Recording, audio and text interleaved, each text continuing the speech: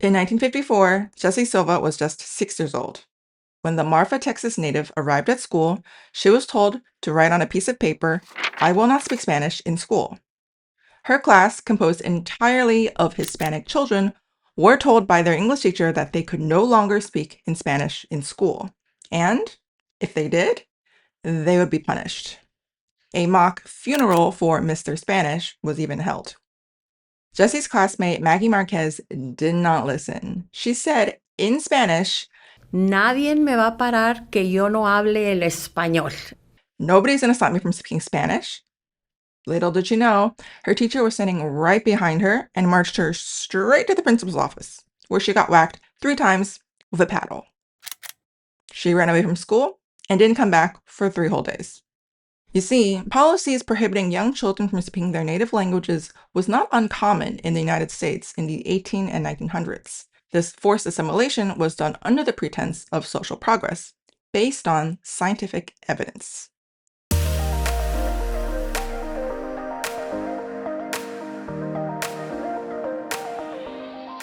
In 1916, a Stanford psychology professor named Lewis Terman created the first English language intelligence assessment called the Stanford-Binet Intelligence Scales. This was a revision of the original test created by French psychologists Alfred Binet and Theodore Simon, which tested intelligence in French speakers. Binet and Simon created the test to determine which students needed extra help in their studies. However, by the time Lewis Terman revised it for the American audience, it had changed course. Not only was it used to determine which students needed extra help in their studies, the Stanford-Binet also sought to seek out those with above and below average intelligence. These tests were soon widely used throughout the United States. For example, Stanford-Binet scores were used to determine military recruitment for World War I, and there was even talk going around to give those with higher scores decent positions and those with lower scores to discourage them from having children. This is what we now call eugenics, a deeply unsettling movement that we now know to be very immoral. But there was something else these tests were used for: determining the intelligence of different ethnic groups in the US, Canada, Europe, and the greater English-speaking world. Let's hop over to the other side of the pond, where one study had huge implications on language education in the 20th century.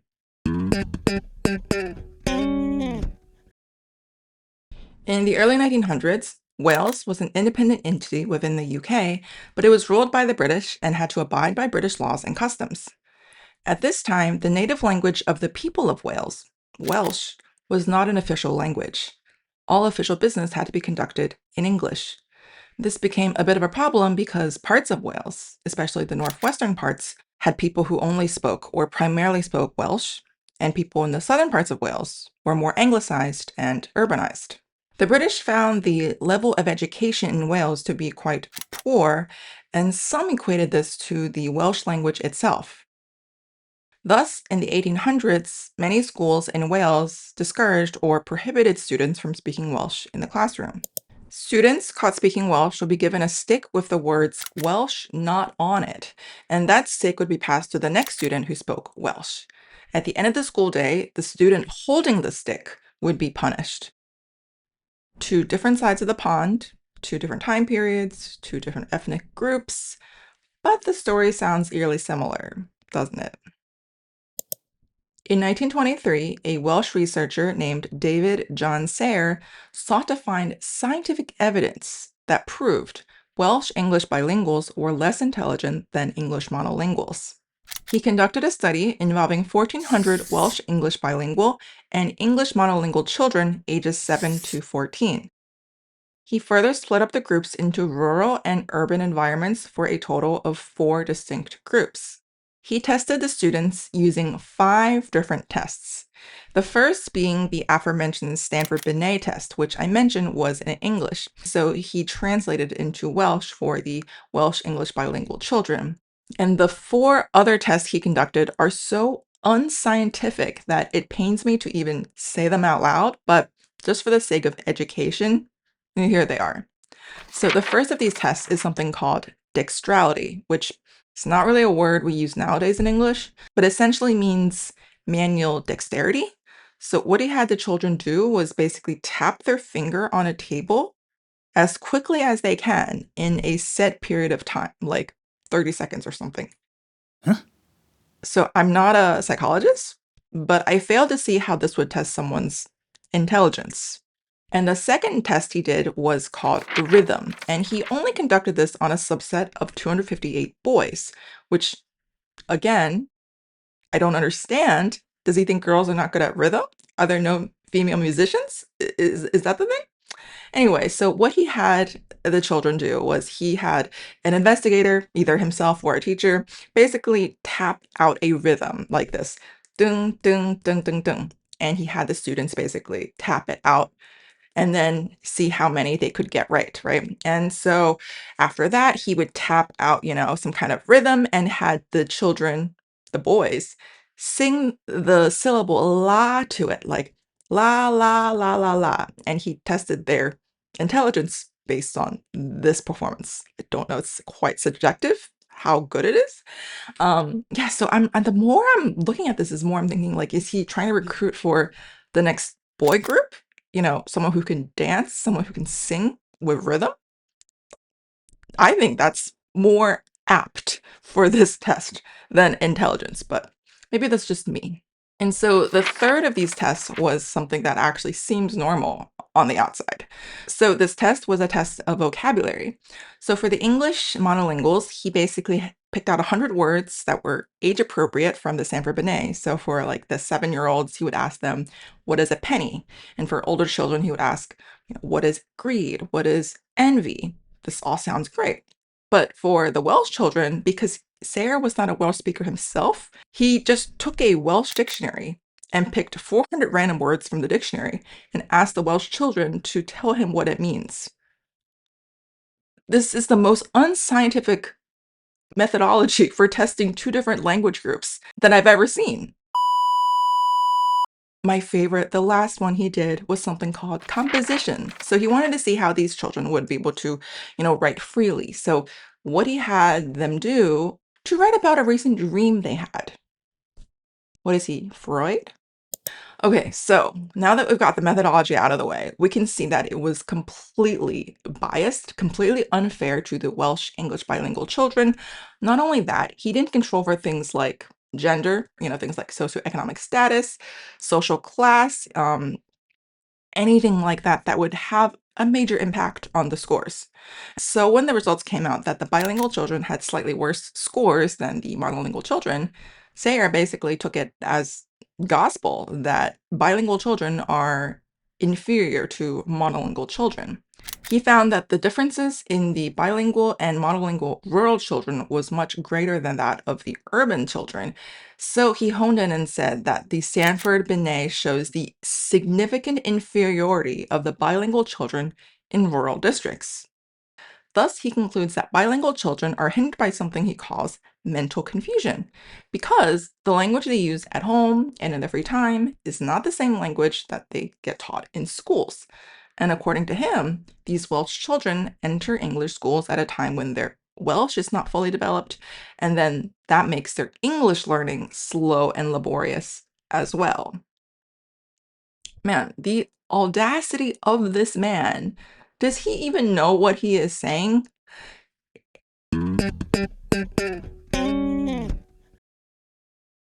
In reality, the score differences between the bilingual and monolingual children was not as high as Sayer made them out to be, and they're most likely confounded by factors like socioeconomic status and social class, which he completely did not control for. Regardless of his intentions, Sayer now had definitive proof that children speaking their native language in their spare time was a big problem. And after publishing his work in the British Journal of Psychology, educators from both sides of the pond now had ample ammunition to prohibit their children from speaking their native languages in schools. The fervor of measuring intelligence scientifically did not wane in the coming years. In 1926, an American psychologist named Florence Goodenough created a new way to measure intelligence. She had children draw on a piece of paper a person, and she would measure their intelligence based on that. What in the effing... Look, I know I shouldn't say this about a woman who is no longer with us, but if you're seeing this, Florence, you should be ashamed of yourself. That is not how you measure intelligence. Goodenough published her book called The Measurement of Intelligence by Drawings, in which she included drawings of children from different ethnic groups, which she calls American, Negro, Irish, Italian, etc. And according to Goodenough, the IQ was judged based on the level of detail of the person drawing, as well as the anatomical correctness, as well as the proportional correctness of the figure drawing. In a paper she published the same year, she said that the test was entirely fair to children of foreign parentage because it did not involve language. In the same test, she said that the South European and Negro groups rank very much below the American children and those of North European stock. I'm sorry, did she just compare children to cattle? Another reason to hate this woman. Thus, she concluded that children in the US who are the descendants of a rather long list of ethnic and racial groups exhibit, I quote, inferior intelligence, and noted the connection between these groups and the use of a foreign language in the home. Are you kidding? Florence, clearly nobody is good enough for you. Due to the authority of these scientific findings, it became common belief that bilingualism was a hindrance to intelligence, and not surprisingly, parents were told to stop speaking in their native language in the home for fear it would cause their children the aforementioned mental confusion. This systematic erasure of native languages would continue for many years. It wasn't until 40 years later, until Canadian psychologist Wallace Lambert and his graduate student Elizabeth Peal conducted yet another study on bilingual and monolingual children's intelligence, that the tide finally started to turn. Peal and Lambert were keenly aware of the bias found in previous studies, namely the fact that bilingual children usually came from lower socioeconomic status, or SES, compared to monolingual children. Thus, they knew that in their study, they would have to try to control the socioeconomic status of the children as much as they could. Their research focused on monolingual and bilingual francophones in Montreal, Quebec. They recruited 364 10-year-old children from 6 different French schools under the Catholic School Commission of Montreal.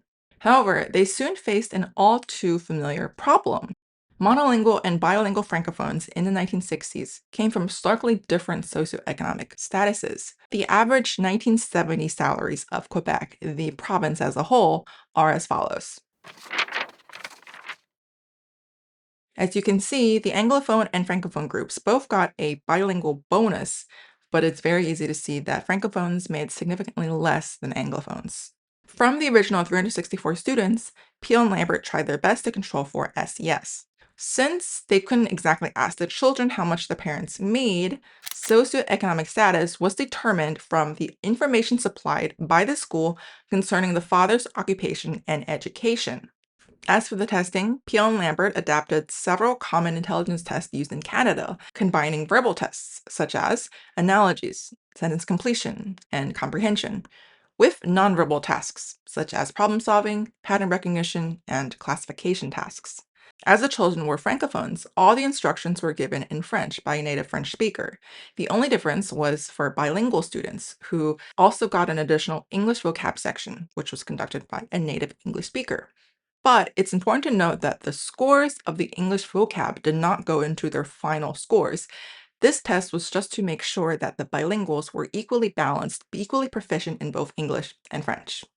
The results showed that the bilingual children scored 8 to 9 points higher on both the verbal and nonverbal tests. Specifically, bilinguals showed an advantage in the following nonverbal tasks: pattern recognition, which included tasks such as sorting cards or objects by different criteria, and also classification. This included tasks like classifying words or pictures that belong to conceptual groups. Peale and Lambert called these strengths mental flexibility and concept creation, essentially the brain's ability to adapt and to think abstractly. So, what Saer and other scientists thought was giving us mental confusion was actually helping our brains think more flexibly. And the rest, as they say, is history. Ever since Peale and Lambert's watershed study, scientists, linguists, psychologists have dedicated their time to figuring out how exactly bilingualism affects individuals. Once seen as a hindrance to intelligence and social progress, the ability to speak two or more languages is now accepted and even celebrated in society. In recent years, scientists have found that bilinguals perform better on tasks involving the suppression of distractions, such as in the Stroop or Simon tests. And if you've never heard of the Stroop test, I suggest you Google that right now because that is really fun. In addition, within just the past few years, bilinguals have been shown to show symptoms of dementia several years later than monolingual speakers. One reason for this may be found in a recent 2024 study by Concordia University. In this study involving Alzheimer's patients, bilinguals were found to have larger hippocampi compared to monolinguals. The hippocampus, the main area in the brain responsible for learning and memory, is highly susceptible to Alzheimer's. Researchers found no change in hippocampal volume in bilinguals across the continuum of Alzheimer's development, whereas hippocampal atrophy was found in monolingual Alzheimer's patients. These results prompted researchers to conclude that bilingualism might contribute to a kind of brain maintenance. Take that, Saer, and your mental confusion. Regarding Peal and Lambert's 1962 study that found that bilingual children outperformed monolingual children in both verbal and nonverbal tests, I think it was a great step in the right direction for science, but I don't think those scores would be replicated today. The researchers themselves admitted that usually it's the monolingual children that have a higher socioeconomic status, but for their specific participant group, it was the bilinguals that had a higher socioeconomic status. And I know they said they tried their best to control for any other factors. It's possible that they weren't able to completely control for that, which might have influenced the fact that bilinguals score better on both tests. In fact, when researchers tried to replicate the study, they were not able to get the same results. Recently, in 2022, a Canadian psychologist, Ellen Bialystock, and her team of researchers in Toronto, also in Canada, they replicated the study as much as they could and found that monolinguals scored better than bilinguals in the verbal section, but for the nonverbal section, the two groups, performed similarly. And this, I think, was a very big finding, but I don't really think it made a huge splash in the bilingual research scene. And it's not surprising because right now the direction is that bilingualism is a superpower, something that is uniformly positive. But I have my own two thoughts on that topic. So I am a subsequent bilingual. Mandarin was my first language, and I started learning English starting from elementary school, and I became a trilingual in Korean later as an adult. And I have no delusions about my language skills in either of these languages. Because I have to split my time among these three different languages, right? English, Mandarin, and Korean, I'm not going to spend nearly as much time as a monolingual speaker does in any of those three languages when you combine all of my other aspects. For example, my socioeconomic status, the fact that I have a PhD. If you compare me to a PhD in any of those three languages, I 99.9% can guarantee you my vocab is not going to be good as any of those monolingual speakers, right? And so, there is a give and take with bilingualism, multilingualism. I think it's obviously fantastic. I would never regret it, but I think there is a bit of an angle nowadays that, bilingualism is just this super, super amazing thing, and I think it is, but we have to recognize that there are limits to bilingualism. Um, I think, the biggest progress we've made in society is that now we see bilinguals and multilinguals as not, some kind of monster, right? We're not a hindrance to society. We can do well in society just as well as a monolingual would. And I think that's enough. I don't think we need to say, you need to be polylingual, right? That's not something that I feel like we need to have. I think it's great if you want to be, but I think it shouldn't be, thrust upon you, like you don't have to. For my children, though, you bet they're going to speak all three languages. Just shout out to my future husband. And I just wanted to kind of give a little update on the two things I mentioned earlier. So Wales, ever since I think maybe like 10 or 15 years ago, Welsh is now an official language in Wales, which means that Welsh speakers can, do their work, do school, do their lives through the medium of Welsh. And as for the Blackwell School, the Texas school that was segregated for Hispanic children, well, that site is now dedicated as a national historical site. So, really fun thing, Mr. Spanish was dug up and now he is displayed, in the school with the other artifacts in the school. And people can come and kind of, reflect on the inequality that used to happen in the US. Again, thanks for watching, and I'll see you next time.